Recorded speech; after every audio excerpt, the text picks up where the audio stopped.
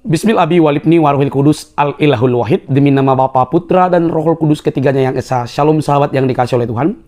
Berjumpa kembali dengan saya di channel ini. Terima kasih buat teman-teman yang selalu setia mendukung perkembangan channel ini dengan cara subscribe, like, komen, dan share.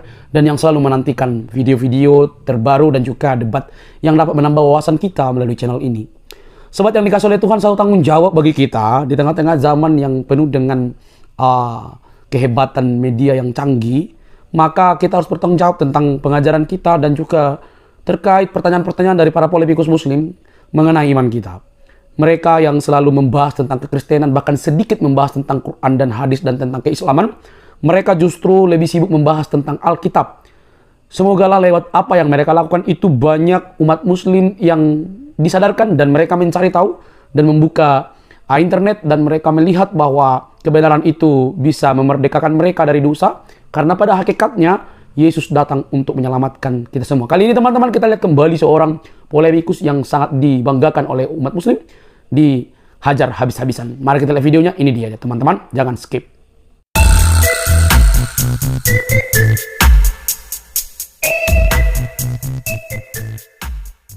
Kekuatan yang mampu kemudian merobohkan Al-Quranul Karim. Demikian.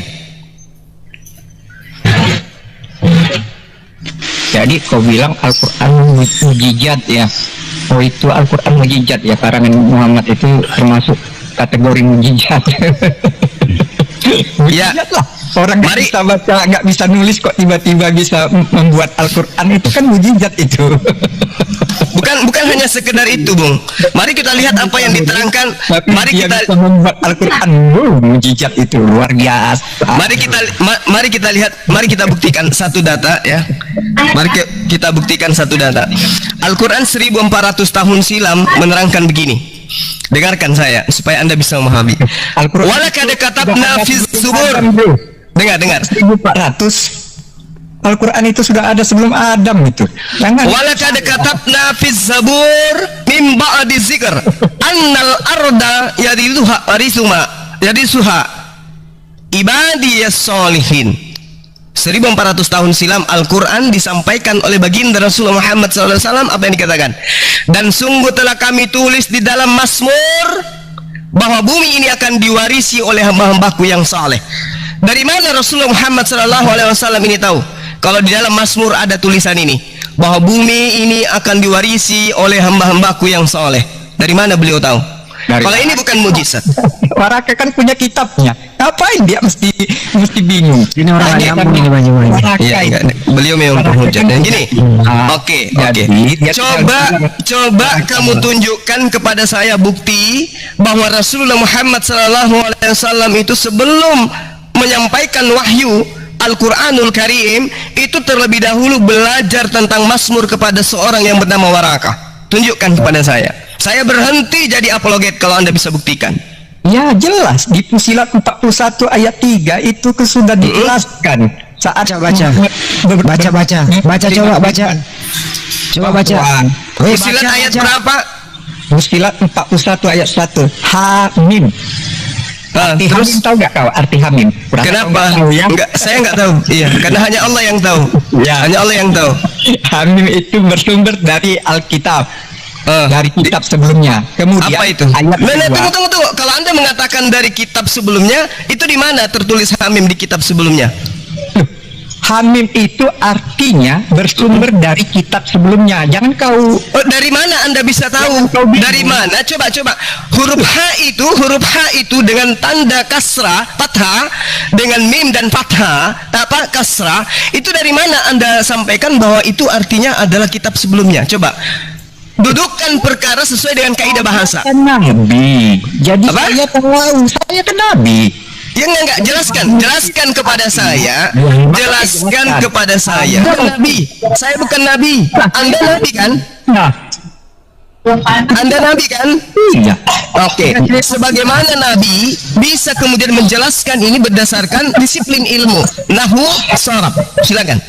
Ya, nggak ada disiplin ilmu di sini. Kalau Tuhan sudah memberikan izin kepada saya dengan penglihatan saya seperti ini bang. Mending ganti jadi kita ditulis dalam bahasa Arab untuk kaum yang mengetahuinya. Itu sudah ada di ayat 3. Dah. Jelas itu. Yesus menyampaikan firman itu dan semuanya akan menuliskan hal yang sama. Tidak ada perbedaan antara satu sama yang lain. Tapi buktinya antara Markus, Lukas, Matius, mereka memiliki narasi-narasi masing-masing terhadap apa yang mereka tuliskan. Lalu kapan Yesus berbicara kepada mereka? Tidak pernah. Dengan demikian tertolak. Makanya mereka mati secara mengenaskan semuanya. Karena mereka jangankan menerima dari Tuhan pencipta langit dan bumi, menerima dari Yesus pun tidak. Demikian. Iya, oke. Jadi saya tegaskan sekali lagi ya kawan-kawan, bahwa memang tidak ada satupun kriteria Nabi di dalam Bible itu terpenuhi pada Muhammad, walaupun tadi cuma dari awal menjelaskan panjang lebar tentang dalil-dalil dalam Bible, tapi satupun dalilnya tidak terpenuhi oleh Muhammad. Dan bagaimana saya menunjukkan Ulangan 18 ayat 20 tentang Nabi palsu itu. Bang Suma perlu ketahui, itu bahasa Indonesia jelas sekali loh ya. Seorang, kalau kita berbicara tentang seorang, maka itu berbicara tentang orang yang tunggal, satu orang gitu loh, bukan banyak. Sedangkan tadi Bang Suma itu menjelaskan para rasul, Paulus, Lukas dan sebagainya, itu jamak orangnya itu loh. Yang mana sih kalau mereka mati semuanya secara tragis kecuali Yohanes penulis kitab, murid Yesus, itu tidak ada kolerasinya dengan Ulangan 18, karena di situ dikatakan tunggal, orang yang tunggal. Nah, di dalam nubuatan pertama itu ada seorang nabi yang datang. Setelah nabi itu datang, barulah nabi kedua ini datang. Dia mengucapkan firman yang tidak diucapkan oleh Tuhan dan yang membawa nama ilah lain. Ingat ya, dia membawa nama Tuhan lain. Ini tidak tergenapi oleh murid-murid Yesus. Paulus itu tidak pernah ngaku sebagai nabi. Dalam kitab kisah para rasul, orang yang menyangka bahwa mereka nabi, orang-orang yang tidak tahu siapa itu Paulus, siapa itu murid-murid Yesus, kemudian mereka bahkan menganggap sebagai apa? Sebagai dewa, bukan cuma sebagai nabi. Mereka menganggap bahwa mereka para rasul adalah dewa, padahal enggak. Nabi saja bukan, apalagi dewa. Jadi tidak ada satupun dalil Paulus ngaku nabi, para rasul ngaku nabi. Dan nubuatan tersebut itu berbicara tentang seseorang yang tunggal, kawan-kawan. Apabila seorang nabi yang mengucapkan perkataan yang tidak diucapkan atau yang tidak diperintahkan oleh Tuhan, atau yang membawa nama ilah lain, menyampaikan nama ilah lain, maka nabi itu harus mati. Siapakah yang menggenapi nubuatan ayat ini? Jelas sekali Muhammad merubah sejarah-sejarah dalam kitab Tanakh. Muhammad membawa nama ilah lain. Musa mengatakan dalam Ulangan 6 ayat 4, Sema Yisrael Yotefafe Eloheinu Yotefafe Echad, bahwa nama Tuhan itu satu. Ingat ya, bukan pribadi tapi nama di situ. Nama Tuhan itu satu. Jangan sampai ada nabi yang datang membawa nama ilah lain. Sudah pasti nabi itu adalah nabi palsu. Muhammad datang membawa nama Tuhan yang bernama Allah Subhanahu wa Ta'ala.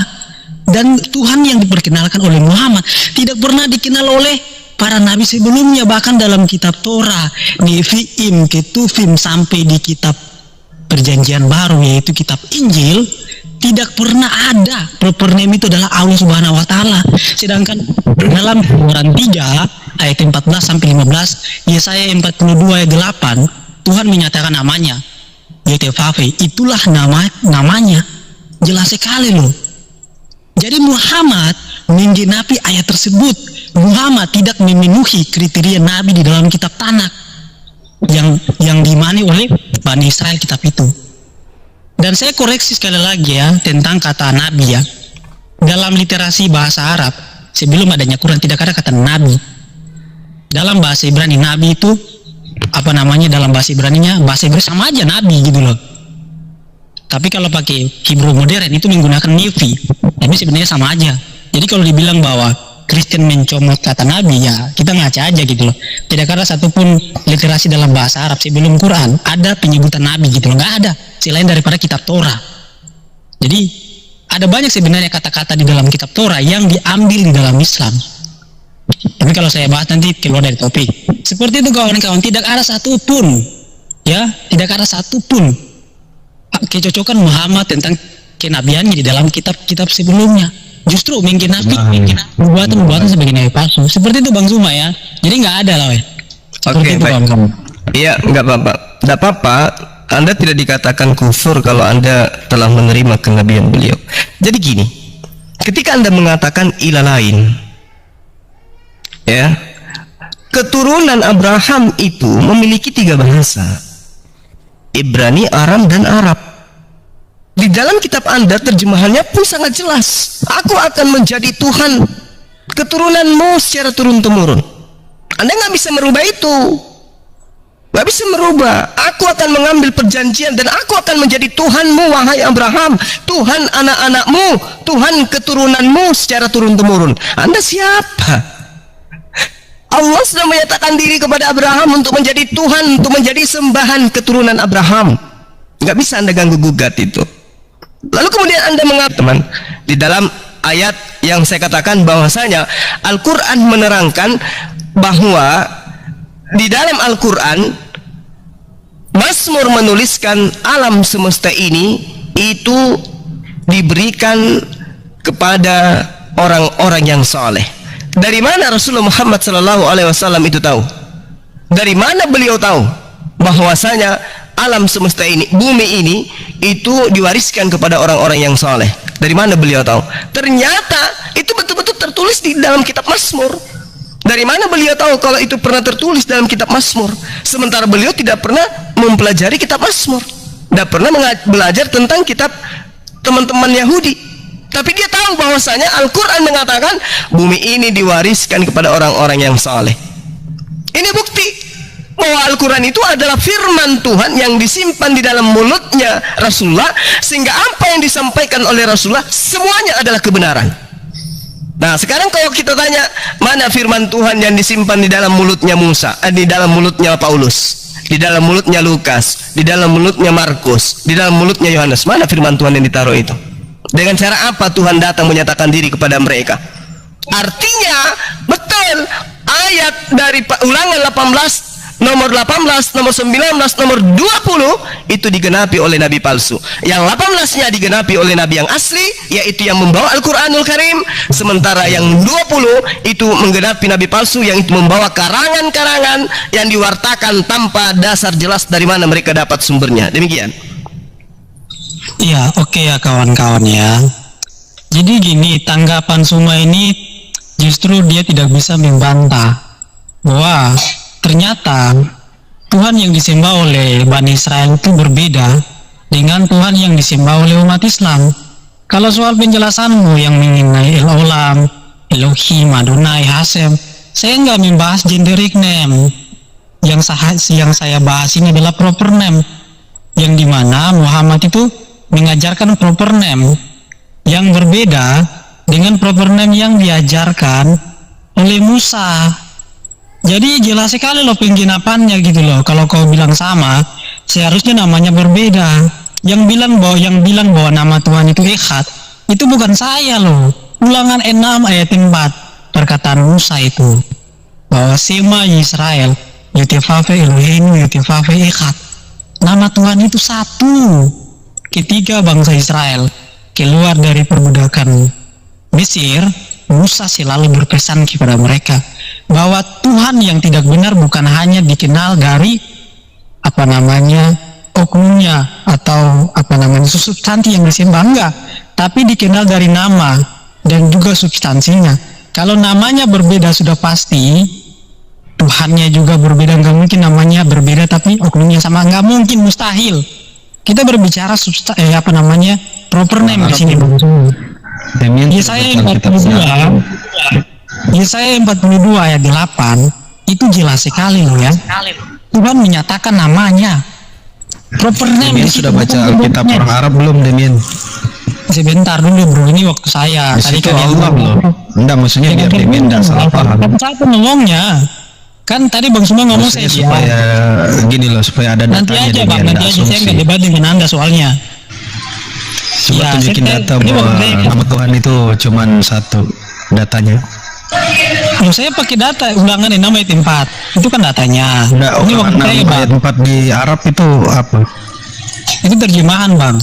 Dalam terjemahan Kalau dalam terjemahan gereja Koptik itu tidak menggunakan kata Allah. Dalam terjemahan Yahudi ke dalam bahasa Arab, mereka menerjemahkan seluruh kata Elohim dan kata Adonai diterjemahkan menjadi Allah. Berarti Elai salah ya, dengan Elai salah ya. Berarti LI salah begitu menerjemahkan. Ini diskusi saya sama siapa sih? Kok terguncang ya gitu loh. Enggak, biar datanya kita jelas. Loh, saya Bukan asumsi ngomong bahasa begitu. Arab, saya ngomong kitab saya dalam bahasa Ibrani. Kenapa harus terguncang? Kamu bikin klaim tidak ada nama Allah itu kan? Buka ulangan yang namanya tempat. Buka ulangan. Tidak, kamu kan bikin klaim bahwa Allah itu bukan, tidak ada itu dalam ini. Nah, Kristen Arab pakai bahasa apa itu? Surat Proper Allah. name loh Pak, proper name. Iya, YHWH mereka pakai Allah. Proper name. Ada nggak Kalau literasi proper name, yang terjemahkan proper name? buka kamus Al-Muqaddas coba. Buka, silakan dibuka. Loh, Anda yang membaca kan? Anda buka coba.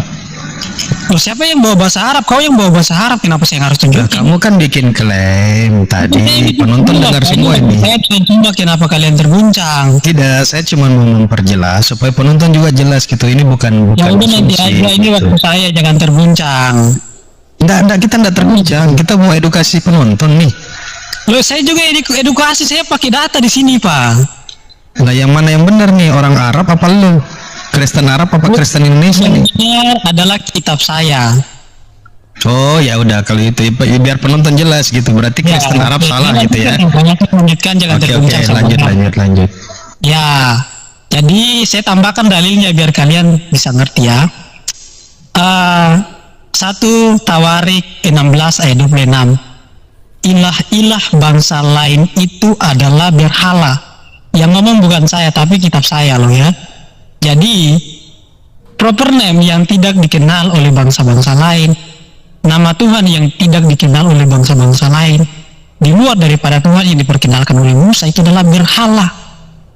Tuhan-Tuhan yang disembah oleh bangsa non-Israel adalah berhala, bukan Demian yang bilang, kitab Tanak yang bilang. Jadi harus dipahami baik-baik, tidak akan mungkin Allah dan YTVP itu nama yang sama. Tidak ada satupun orang Yahudi yang mengklaim bahwa nama proper name itu sama. Nggak ada, saya udah buka banyak literasi Yahudi dari Sandiaga dan sebagainya. Itu tidak akan mungkin sama kawan-kawan. Bang Suma tadi menyinggung soal perjanjian Abraham dengan anak keturunannya. Yang disebut sebagai keturunan Abraham, Ismail.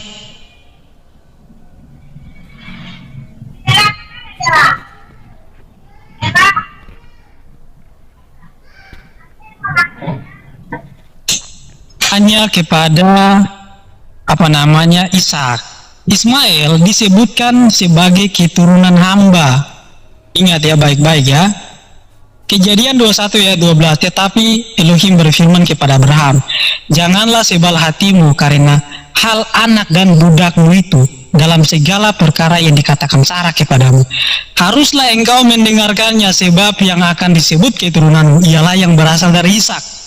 Ingat ya, yang disebut keturunanmu ialah yang berasal dari Ishak.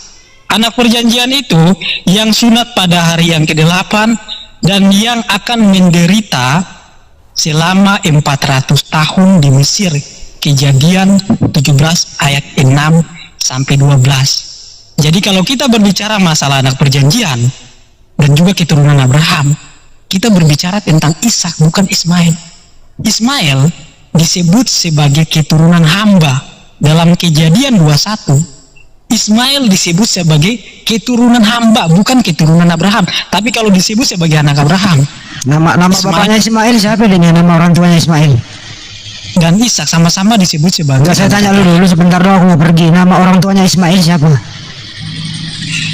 Ya, maksud gue bukan bang, maksudnya Enggak, gue dulu jawab aja, nama orang tuanya Ismail siapa? Nama orang tuanya Ishak siapa? keturunan yang dipilih Enggak, oleh saya minta Tuhan. doang. Nama bapaknya Ismail di Bibelmu siapa? Nama bapaknya Ishak di Bibelmu siapa? Saya berbicara keturunan menurut saya pandangan. Iya, saya minta doang, lu jawab dulu nama bapaknya Ismail siapa? Siapa nama bapaknya Ismail? Gitu doang saya kok tanya, gimana sih lu?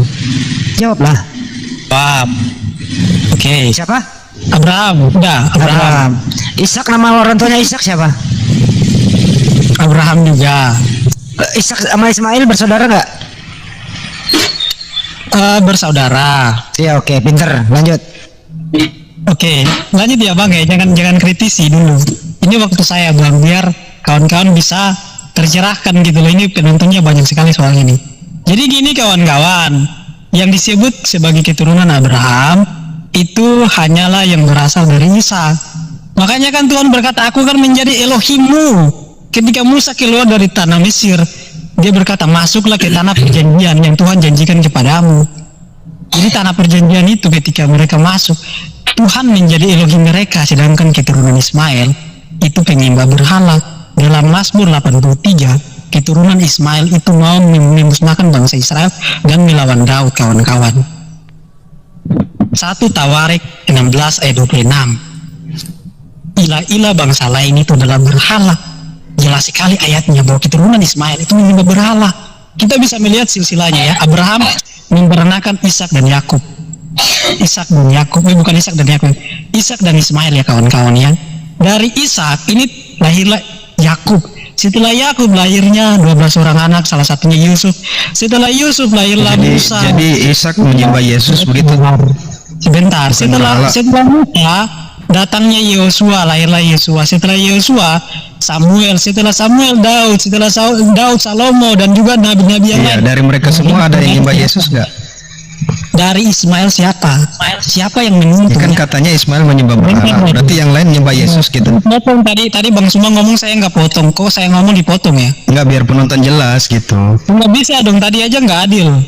Apakah mereka nyembah Yesus gitu, biar jelas. Tadi kan Bang Suma ngomong saya nggak potong, kenapa saya ngomong dipotong bro? Nggak, nanya aja biar penjelasan ke penonton. Loh, ini waktu saya nanti aja baru kau tanggapi, kan satu-satu. Oh ya, monggo. Nanti dijelasin ya, mereka menyembah siapa.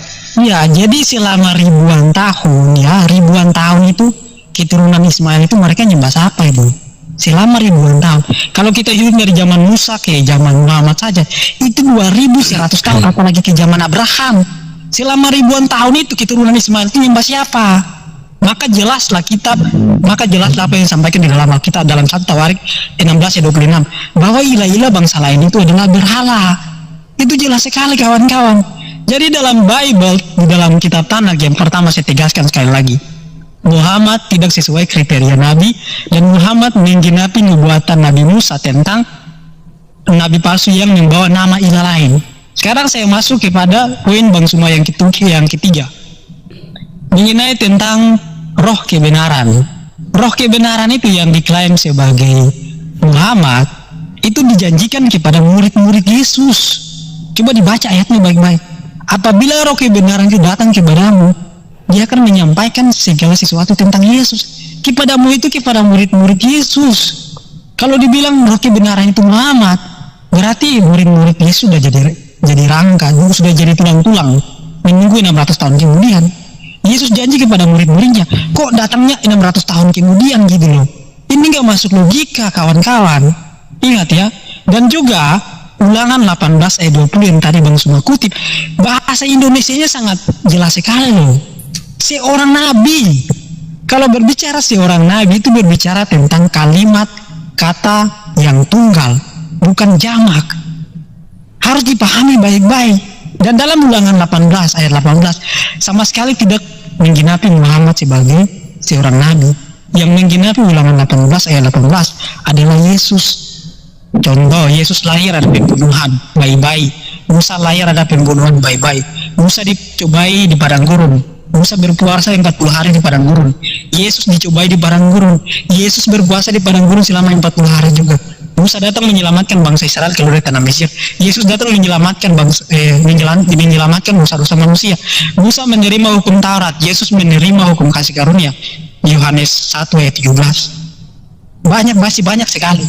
Tapi kalau saya sebutkan itu tidak mungkin waktu kita bakal sampai gitu loh. Jadi yang menggenapi nubuatan itu adalah Yesus. Dalam Kisah Para Rasul 3, Rasul Petrus mengatakan bahwa ayat itu kepada Yesus Kristus. Jadi Yesus Kristus itu adalah imam, dia adalah nevi, dia adalah kohen, dia adalah rabi dan sebagainya.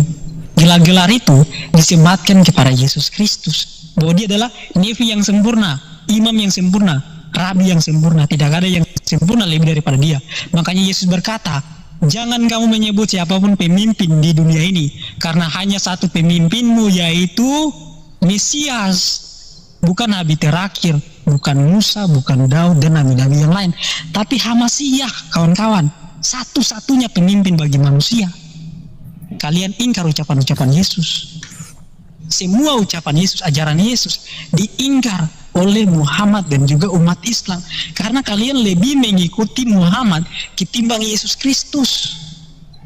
Pahami baik-baik kawan-kawan, Muhammad datang membawa sejarah baru, Tuhan baru, dan ajaran baru. Bahkan dia menghalalkan hewan-hewan yang haram di dalam tanah, di dalam ajaran Yahudi. Imamat 11 ayat 4-6, unta dan kelinci haram, Muhammad halalkan. Muhammad makan unta dan kelinci. Jadi nabi asli, nabi yang benar, tidak mungkin membawa nama ilah lain. Kesuwen gantian Demian, gantian kesuwen. 2 menit lagi Mas, 2 menit. Buset, Tidak mungkin mengubah Bang Suma juga panjang. Mengubah ajaran para nabi nggak mungkin kawan-kawan, mustahil. Ada nabi yang penjelasan itu sih orang-orang yang disebut tadi menyembah Yesus juga gitu. ya, itu mau saya jawab, ini poinnya yang keempat, belum sampai itu. Monggo. Nah, terus kita masuk kepada poin Bang Suma yang terakhir ya. Jadi udah terjawab argumennya dari pertama tentang apakah Tuhan Allah itu sama seperti Tuhannya para nabi, ternyata song ya, tidak terbukti itu, sama sekali tidak terbukti. Kalau Ya. Tuhan sembahannya Abraham, Ismail, Ishak beda atau sama Demian? Satu terakhir nih. Abraham, Ismail, Ishak Tuhannya sama atau beda? Tuhannya Abraham, Ismail, Ishak beda atau sama? Nah, kalau Tuhan mereka dalam tanah dikatakan adalah Yotevave, jadi sama. Sama. Jadi Ishak juga sembahannya sama dengan ayahnya ya. Iya dong, semuanya. Oke, baik. Apakah ketiga orang ini menyembah Yesus? Kecuali Muhammad ya. Apakah ketiga orang ini menyembah Yesus? Iya dong, jelas. Buset, menyembah Yesus Abraham. Lanjut. Nanti Bang Juma terangin itu. Ya, belum. Ini kan poin yang keempat belum saya sampaikan. Makanya jangan dipotong. Kalau kalian potong nanti lama gitu loh. Lanjut. Saya Kita mau dengar aja. potong jadi gitulah. Oke, gini poin yang terakhir ya, tentang bahwa yang menyembah ilah lain itu adalah Kristen. Kristen yang menyembah ilah lain. Padahal Nabi Yesaya mengatakan, Yesaya 53 ayat 11, bahwa yang menjadi juru selamat itu adalah Yotevave. Digenapi di dalam perjanjian baru dalam Matius 1 bahwa dia diberi nama Yesua karena dialah yang akan menyelamatkan dosa mereka. Yang menjadi manusia itu menurut kitab kita para nabi, juru selamat itu adalah Tuhan. Digenapi di dalam perjanjian baru, diberi nama Yesua. Yesua artinya apa? Yesua artinya Yotevave, yang menyelamatkan. Jadi orang Kristen beriman bahwa Yesus adalah Yotevave itu sendiri yang datang ke dunia menyelamatkan kita dari dosa. Makanya dalam Yohanes 14 ayat 7 sampai 10 Yesus mengatakan, sekiranya kamu mengenal aku, pasti kamu juga mengenal Bapakku. Sekarang kamu telah mengenal dia dan kamu telah melihat dia. Filipus nggak percaya. Filipus nanya lagi, apa jawab Yesus ayat ke-10?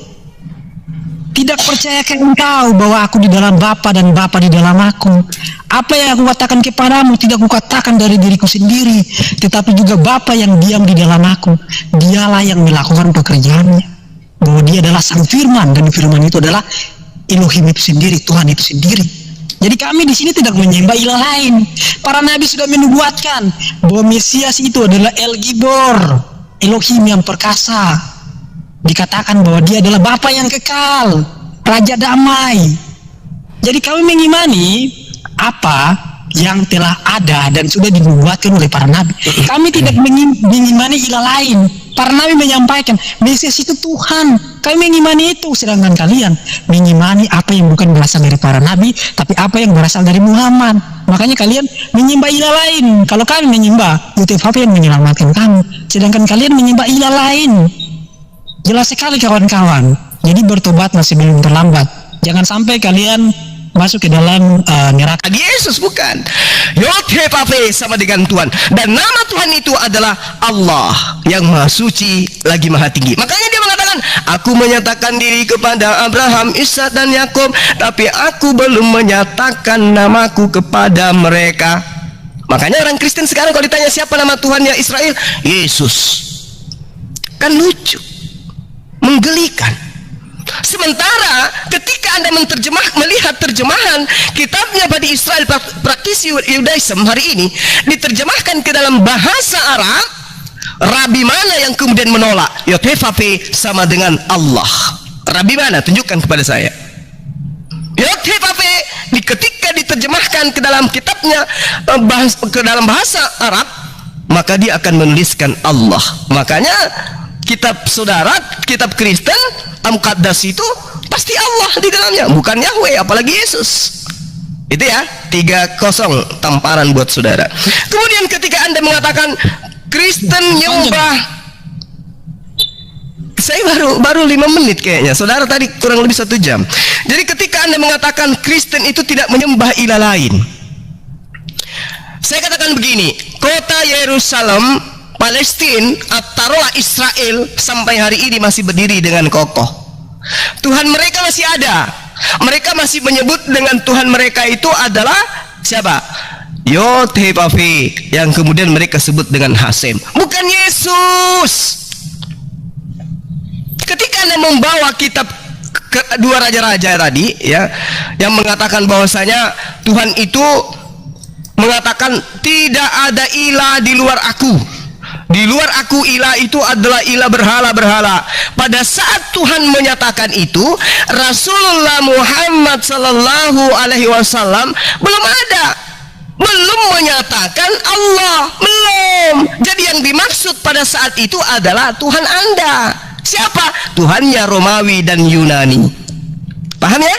Makanya ketika Yesus dijual kepada Romawi Yunani. Ketika Yesus yang dilabelkan Tuhan tidak dijual kepada Bani Israel. Kenapa? Karena Bani Israel sudah memahami dengan jelas Tuhan mereka adalah Allah.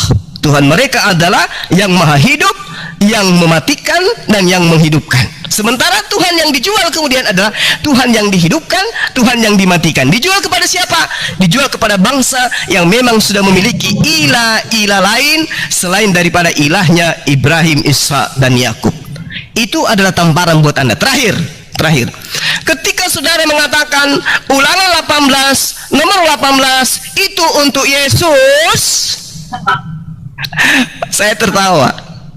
Artinya itu nggak ada kolerasi dengan Islam. Mau dia Yesus, mau dia Rasulullah Muhammad SAW, nggak peduli kami. Nggak peduli, nggak ada urusan. Loh, kami tidak mengimani kitab Anda sebagai firman Tuhan kok. Dan yang kedua, kami menabikan Rasulullah Muhammad SAW bukan berdasarkan kitab kalian kok. Tetapi yang Anda harus sadari di sini, ketika Anda mengatakan Ulangan 18 nomor 18 itu untuk Yesus, maka dengan kata lain Anda mengatakan nabi palsu itu adalah Lukas, Markus, Matius, Yohanes dan Paulus. 5 orang ini adalah nabi palsu karena ternyata Ulangan 18 nomor 18 untuk Yesus, bukan untuk penulis-penulis kitab saudara. Berkaitan dengan Al-Quran, saya tantang Anda buktikan Al-Quran itu bukan firman Tuhan. Tapi kalau kitab 5 orang ini, saya bisa buktikan dalam 1 detik, hitungan detik, saya bisa buktikan bahwa kitab mereka itu bukan firman Tuhan. Demikian, silakan. Oke, saya tanggapi ya. Mudah-mudahan para narasumber di sini nggak memotong ya, mudah-mudahan ya, jangan terguncang kawan-kawan. Gini loh, jadi patokan cuma itu tentang kebenaran itu Quran itu betul sekali gitu loh. Karena kalau dia balik ke kitab Torah, kitab Injil, justru dia ketampar gitu loh. Makanya dia nggak bisa mencari kebenaran di situ. Jadinya balik kepada iman secara internal. Ingat ya, iman secara internal bukan secara eksternal. Segala klaim-klaim di dalam Quran itu dipatahkan. Muhammad tidak terpenuhi sebagai nabi, kemudian Muhammad membawa nama ilah lain, dan merubah seluruh ajaran-ajaran para nabi dan kitab sejarah-sejarah para nabi.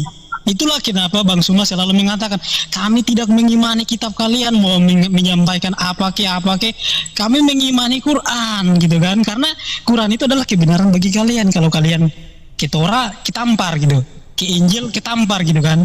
Jadi balik lagi kepada kebenaran secara internal. Itu yang pertama. Saya tanggapi ya pernyataan Bang Suma. Bang Suma dengan jelas mengutip kitab Yesaya bahwa yang menyelamatkan itu adalah Tuhan. Bang Suma tadi kutip loh kitabnya saya. Dan dia bilang bukan Yesus loh. Yesus itu Mosia kawan-kawan. Ya, dalam Matius 1, ia akan diberikan nama Yesua, Yotefafe, yang menyelamatkan. Karena dialah yang menyelamatkan umatnya dari dosa mereka. Kalau kalimatnya seperti itu, maka Yesus itu siapa? Yesaya mengatakan, yang menjadi Mosia bagi dosa-dosa manusia adalah Tuhan. Kalau orang Kristen beriman kepada Yesus sebagai Mosia, tidak mungkin orang Kristen menolak juga bahwa dia adalah Tuhan. Dalam Yesaya 53 ayat 10 dikatakan, apabila ia menyerahkan nyawanya sebagai korban penebus salah, ia melihat keturunannya usianya akan lanjut. Isa menggenapi nubuatan ini enggak? Isa tidak menggenapi nubuatan ini karena Muhammad menceritakan Isa yang berbeda dengan Mesias. Isa Al-Masih tidak memenuhi kriteria Mesias yang dijanjikan oleh para nabi. Bahwa Mesias itu dia datang untuk menebus dosa. Kata siapa? Kata Nabi Yesaya. Bahwa Tuhan itu penyelamat. Dan Mesias itu dia datang untuk menyelamatkan manusia dari dosa. Jadi kawan-kawan, orang Kristen itu tidak mungkin menolak Yesus ada Yotefafe. Karena para nabi mengatakan yang menjadi juru selamat itu adalah Tuhan itu sendiri. Itu yang pertama ya. Kemudian poin Bang Suma yang kedua, bahwa Yahudi itu tidak mengimani Yesus. Loh, dalam kitab Nabi Yesaya 53 ayat 4 dan seterusnya sudah dikatakan bahwa Yahudi akan menolak Mesias. Jadi itu tergenapi. Artinya iman kami ini betul. Ketika Mesias datang, Yahudi menjadi tersesat. Apa yang Nabi Yesaya katakan tentang orang Yahudi? Kita sekalian sesat seperti domba. Kita mengambil jalan kita masing-masing. Jadi mereka tersesat ketika Mesias itu datang. Jadi kebenaran iman kami bahwa Yahudi menolak Yesus itu sebuah kebenaran kawan-kawan, sudah dinubuatkan dan digenapi, kita bisa melihat sekarang. Itu kebenaran kitab kami. Tapi kalau nubuatan Muhammad itu enggak ada. Dalam Tanakh tidak ada satupun nubuatan Muhammad. Dalam perjanjian baru tidak ada satupun nubuatan Muhammad. Tapi kalau kita berbicara tentang Yesus Kristus, banyak sekali nubuatannya. Dan terjadi sekarang. Terjadi digenapi oleh Yesus. Bang Suma, poin Anda yang ketiga mengenai Ismail, Tuhan menyatakan diri kepada keturunan Ismail pada zaman Muhammad, ya kan? Saya mau katakan begini loh, Mazmur Daud, Mazmur 147 ayat 19 sampai 20 dikatakan. Ingat ya, pahami baik-baik. Tuhan tidak menurunkan firman-Nya kepada bangsa-bangsa lain. Ketetapan-ketetapannya, hukum-hukumnya tidak dia turunkan kepada bangsa lain, Bang Suma. Jadi kalau ada nabi yang datang dari bangsa non-Yahudi, bahwa hukum, bahwa firman sudah pasti, itu adalah nabi palsu. Karena Mazmur Daud mengatakan Tuhan itu tidak menurunkan firman dan hukumnya kepada bangsa lain selain daripada bangsa Yakub. Bahkan ya, dalam perjanjian baru Yohanes 4, Yesus mengatakan apa? Keselamatan itu berasal dari bangsa Yahudi, bukan bangsa Arab. Jadi tergenapi itu Muhammad sebagai nabi palsu, mau dari perjanjian lama maupun perjanjian baru. Poin yang keempat, Bang Suma, saya patahkan semua argumenmu tentang Ismail disebut sebagai keturunan Abraham. Lu tunjukin bahasa Ibrani kata per kata di sini. Saya bisa berbahasa Ibrani. Kalau kita mau pahami ya naskah dalam bahasa Ibrani. Kejadian 21 ayat 13, Bang Suma baca sendiri loh. Tetapi keturunan dari hambamu, ini bahasa Indonesianya apa kurang jelas ya? Dia kutip loh. Dia bilang ini ayatnya keturunan Abraham. Loh, ayatnya Kejadian 21 ayat 13 kalimat bahasa Indonesia jelas gitu loh. Jadi bahasa Indonesia aja nggak ngerti apalagi bahasa Ibrani. Tetapi keturunan dari hambamu itu juga akan kubuat menjadi suatu bangsa karena ia pun anakmu. Tetapi keturunan hambamu, ini jelas sekali loh bahasa Indonesia, hamba, keturunan hamba. Pahami baik-baik loh. Jadi jangan klaim-klaim kawan-kawan. Masa mengutip dalil tapi nggak bisa mengerti bahasa Indonesianya. Itu jelas sekali bahasa Indonesianya. Jadi yang disebut sebagai keturunan Abraham itu hanyalah Ishak. Nih saya kasih dalilnya, biar kalian nggak boleh dibohongi. Ismail Ishak. Kejadian 17 ayat 21, tetapi perjanjianku akan kuadakan dengan Ishak yang akan dilahirkan Sarah bagimu, yang akan datang. Waktu seperti itu juga sebentar bro, jangan puncang sebentar. Ini Berashit 21 ayat 13 di mana kata Evet di sini. Ya tunggu dulu, baru kalian ada waktu untuk menanggapi. Ini Ini waktu saya tadi kan sudah saya bilang, saya selesai berbicara, baru kalian boleh menanggapi, jangan terguncanglah kawan-kawan. Nggak Jadi mari dipahami baik-baik ya. Ya kan kata keturunannya bro, keturunan. Tapi di situ narasinya jelas. Dibaca aja kalau nggak percaya. Mau dari bahasa Ibrani, bahasa Inggris dan bahasa-bahasa lainnya jelas sekali bahasanya. Yaitu poin yang ketiga ya. Terus kemudian poin yang keempat tentang pelafalan kitab Torah dan juga di manakah kitab Torah Musa itu. Kalian itu orang Islam, kalian tidak tahu tentang Torah. Yang tahu tentang Torah itu adalah bangsa Yahudi. Dalam sejarah Yahudi, Musa itu dia menyampaikan Torah lisan. Kalau lu nggak percaya, kalau saya screen ini nggak bisa screen. Kalau di Zoom saya udah screen buat kau. Dalam Mishnah Torah, dalam apa ya? Dalam Mishnah di situ dijelaskan pelafalan Torah dari zaman Musa sampai di zaman Yesus. Makanya ada Septuaginta di abad ketiga sebelum Masehi. Torah mana yang mereka terjemahkan Torah lisan sejak zaman Musa itu? Musa menyampaikan kepada Yosua, Yosua menyampaikan kepada contohnya Eli menyampaikan kepada Samuel menyampaikan kepada Daud. Silsilahnya jelas kawan-kawan. Kalau nggak percaya kalian buka Mishnah Sefaria ada itu, buka aja. Jadi pelafalan Torah itu ada dua. Ada Torah lisan dan juga Torah yang ditulis oleh Musa, yaitu 2 loh batu itu, 10 hukum. 10 hukum ini dia tulis di banyak batu, kemudian dia bagikan kepada 12 suku. Dalam Mishnah Torah itu sudah dijelaskan. Jadi kalau Bang Suma menanyakan mana Torahnya, pelafalannya bagaimana, lebih lengkap daripada pelafalan hadis kawan-kawan. Kalau Quran tidak tahu tentang Torah yang diturunkan kepada Musa, tidak ada. Injil yang diturunkan kepada Isa itu nggak ada. Jabur yang diturunkan kepada Daud itu nggak ada silsilah pelafalannya sehingga membenarkan Quran. Karena Quran itu berdiri sendiri, tidak ada pelafalan Torah, tidak ada pelafalan Jabur, tidak ada tentang Injil, nggak ada. Tapi kalau kami misalkan tentang kitab-kitab para nabi, kitab-kitab Perjanjian Baru, Matius, Markus, Lukas dan Yohanes, ada bapak-bapak gereja misalkan, ada Rasul Yohanes dia punya murid namanya Polikarpus dia punya murid namanya Irenaeus dia punya murid namanya Hippolytus. Dan dalam buku-buku para murid-murid itu mereka menuliskan tentang penulisan daripada Perjanjian Baru. Itu luar biasa, sama seperti Perjanjian Lama. Jadi kalau kau menanyakan tentang kitab kami, tentang keabsahannya, itu sangat jauh dengan kitabmu, karena Quran tidak bisa menunjukkan apa pelafalan Torah dari zaman Musa sampai zaman Muhammad, nggak ada. Jadi jangan pakai standar ganda di sini. Dan poin yang kelima mengenai bahwa Tuhan yang benar itu adalah Allah, dan Tuhan itu belum menyatakan, dan Tuhan Yotevave itu kata Bang Suma itu setara dengan Tuhan gitu loh. Padahal dia cuma baca terjemahan dalam LAI bahwa Yotevave dalam bahasa Indonesia ditulis huruf besar semua. Kata Tuhan di dalam LAI Lembaga Alkitab Indonesia itu tidak menerjemahkan nama Tuhan. Kata Tuhan huruf besar semua di situ, itu kata ganti dari Adonai. Dalam kamus LAI pun sudah dijelaskan seperti itu. Jadi ada patokannya itu loh. Nah dalam bahasa Ibraninya jelas bahwa Tuhan belum menyatakan namanya itu secara face to face kepada Abraham, kepada Ishak dan kepada Yakub. Tetapi di zaman Musa barulah dia menyatakan namanya secara face to face, secara berfirman kepada Musa. Jadi dia menyatakan dalam Keluaran 14, 15 sampai 16. Dia menyatakan namanya itu Yotevave, dan itulah sebutannya turun temurun sampai selama-lamanya kawan-kawan. Jadi gak mungkin ada nama Tuhan yang berbeda. Begitu di Yesaya 43 atau 42 ya kalau saya nggak salah ya. Ayat 8. Ingat baik-baik ya. Aku Yotevave, itulah namaku, Ani Yehova, Ani Yotevave dalam bahasa Ibraninya. Jelas loh, proper name, bukan generic name. Bahasa Ibrani itu loh bro. Jadi kalau kau masih mengatakan bahwa Yotevave itu setara dengan Tuhan, ilah dan sebagainya, itu klaim. Saya pakai bahasa asli, sedangkan kau hanya menjelaskan bahasa Indonesia, hanya menjelaskan terjemahan.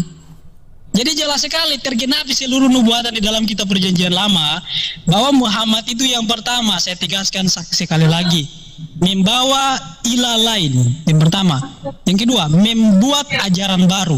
Yang ketiga, merubah sejarah-sejarah para nabi. seluruh sejarah dari zaman Adam sampai di zaman Yesus Kristus, semuanya dirubah.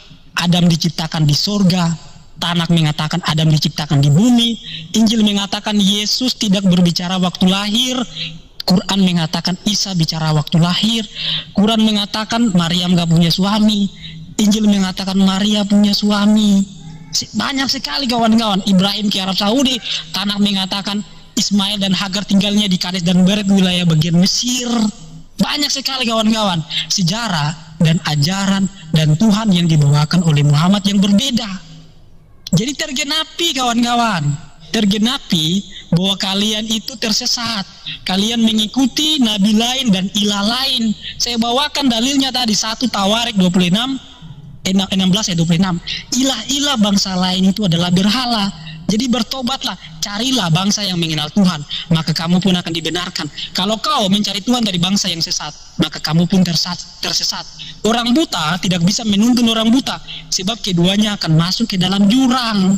Kalau kau punya sahabat buta, kau buta, sama-sama dituntun, masuk jurang kalian. Yesus dan Nabi Daud sudah mengatakan, kebenaran, keselamatan itu hanya berasal dari bangsa Yahudi, bukan bangsa Goyim yang tidak mengenal Tuhan, yang selama ribuan tahun menyembah berhala, yang selama ribuan tahun melawan para nabi, dan juga merebut tanah-tanah para nabi. Kalau Tuhannya sama, tidak mungkin merebut tanah yang dijanjikan oleh Tuhan kepada keturunan Abraham, yaitu Ishak, yang keturunannya diperbudak selama 400 tahun di tanah Mesir. Tidak mungkin kalau Tuhannya sama. Banyak sekali yang bisa kusampaikan kepada kalian, tetapi kita punya waktu yang terbatas. Tapi intinya bahwa kalian harus bertobat kawan-kawan, jangan sampai terlambat. Itu mungkin dari saya tanggapannya. Terima kasih ya. Oke, jadi kita bertobat umat Islam. Baik teman-teman yang dikasih oleh Tuhan, kita sudah mendengar lumayan ribut lah gitu ya. Lumayan ribut dan keras suara, apalagi dari Ustadz yang digemari dan dijagokan oleh para polemikus muslim dan Islam pada umumnya, yang selalu tampil di media dan di YouTube, yang selalu membahas tentang kekristenan. Bahkan dia dipanggil pakar kristologi, dan di berbagai tempat dia memang tampil dengan caranya yang begitu keras suaranya, walaupun isinya itu nol semua. Kenapa nol? Dia tidak ahli di dalam Alkitab, dia tidak ahli dalam kekristenan. Dia hanya ngaku-ngaku ahli, bahkan lompat sana sini dalam hal membahas Alkitab. Memang kegemaran mereka ini adalah kegemaran untuk lompat-lompat, baca satu ayat, pertanyakan, lalu lompat sana sini, tuduh sana sini. Nah, hal itu sungguh merepotkan orang Kristen. Kenapa repot? Ya karena menghadapi orang yang sebenarnya tidak mau belajar, itu sulit teman-teman. Mereka bertanya, tapi bukan untuk belajar gitu ya, bukan untuk mendengar penjelasan dari para apologetik Kristen, bukan. Mereka itu bertanya hanya untuk mengetahui dan untuk mencari kesalahan. Perhatikan para polemikus ketika bertanya lalu diberikan jawaban, pasti mereka bilang itu bukan fakta, itu bukan kebenaran. Kenapa? Mereka tidak sedang mencari kebenaran. Mereka sedang mencari sensasi, dan itulah yang ditampilkan oleh Ustadz ini. Kita tahu teman-teman, coba cek berbagai macam jawaban yang sangat baik teologis dari para apologetik Kristen yang sudah berulang kali berdebat, berargumen dengan penuh data dan fakta. Dia tidak sama sekali mengerti, bahkan tidak menambahkan pengajaran yang benar sehingga memperbarui cara pandangnya terhadap kekristenan. Dia tidak menerima itu, dia tidak mengerti itu, bahkan dia tidak ingin sedang belajar. Dia sedang mencari cara untuk mengaburkan kebenaran. Maka kalau kita tidak hati-hati, orang-orang Kristen yang tidak belajar Alkitab atau tidak membaca Alkitab, tidak mau mendengarkan para apologetik Kristen, bisa dikaburkan, bisa dibawa kepada pengajaran yang membutakan mata dan membutakan iman. Teman-teman, bahwa apa yang dipertanyakan oleh beliau di dalam debat tadi, udah dijawab dengan baik. Udah dijawab, tapi dengan suara nada tinggi dan lompat sana-sini, itu mengaburkan pesan yang disampaikan tentang keyakinan Kristen Alkitab tentang Yesus Kristus itu sendiri. Perhatikan, yang ditentang oleh polemikus ini adalah kebenaran Injil Yesus Kristus. Samalah ini dengan pekerjaan yang dilakukan oleh setan. Ya, kalau kita mau melihat pekerjaan setan itu menentang otoritas Kristus, mengutip dari Dr. Anderson. Yang dihalangi, ditentang oleh setan itu otoritas Kristus, bukan perbuatan baik, bukan moral yang baik, bukan. Yang ditentang itu adalah otoritas, keselamatan yang diprakarsai oleh Allah melalui Kristus. Dan itulah yang dilakukan oleh, cara-cara itulah yang dilakukan oleh Ustadz ini yang paling digemari dan menjadi jagoan-jagoan dari para polemikus. Sampai kapanpun kalau dia tidak sadar, dia masih seperti ini, maka dia tidak akan mungkin mengerti kebenaran. Pegang kata-kata saya. Karena sebenarnya pikirannya dia buta, terselubung. Jadi kalau mau dibuka hatinya, dia harus mendengarkan orang-orang Kristen menjelaskan imannya. Bukan dia yang harus didengarkan. Itu kan keliru, terbalik. Nah, tetapi karena dipertanyakan iman kita, dipertanyakan Alkitab kita, maka diberi jawaban. Dia mau dengar atau tidak, dia mau ngerti atau tidak. Biarlah Roh Kudus yang bekerja untuk membukakan mata hati polemikus ini dan para pendengar. Yang mendengar video-video dari YouTube ini, dari channel saya, semoga kalian itu mendengar dengan baik, bedakan jawaban-jawabannya, dan semoga kita diterangi oleh sang kebenaran. Tujuan kami cuma satu, bagaimana kebenaran itu diberitakan, dan diselamatkanlah kalian oleh karena pendengaran. Karena iman timbul dari pendengaran, pendengaran akan firman Tuhan. Itu tentang Kristus Yesus yang menyelamatkan kita dari dosa. Sampai di sini teman-teman, jangan lupa untuk mendukung dengan cara subscribe, like, komen, dan share. Sampai ketemu di video selanjutnya. Bye-bye.